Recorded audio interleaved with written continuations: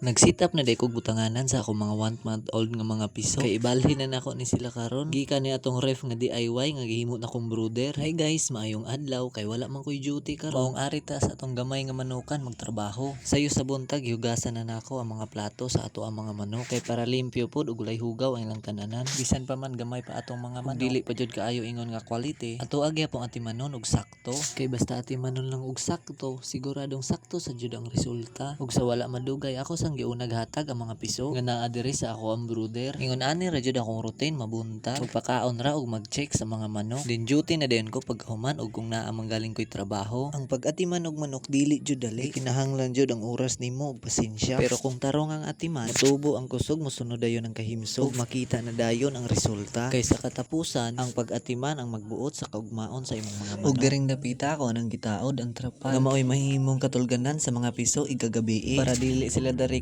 nga maigo sa hangin kay mao na hinungdan nga magluya sila igabunta. Mao ni nga area katong gilimbyohan namo pag usang adlaw. Kay naa may karaang tangkal diri. Ang mga haligi ako na lang gipalibutan og trapal. Ingon na ra ka simple ang akong gibuhat pero dako na kay tabang sa mga piso. Ug ako na pud dayon gibutangan og rice hull nga mao'y magdugang og kainit sa ilaha. Dali ra jud kayo nahuman ang akong gibuhat. Ug sa walay paglangay-langay ako na dayon gibalhin ang akong mga piso. Dili ra jud kayo ingong daghan ning mga pisua. Ug medyo luag-luag gid sila aning eriyaha. Ug diri na nako sila kihatagan sa para paniudto sa ilaha. Unya ay gahapon sa sulod sa trapal nako pakaunon ng mga pisua. Unya ako ana dayong siradan ang trapal. Unya ay kabuntag sa gawas na pud nako sila pakaunon. Sige guys, diri na lang kutob. Salamat.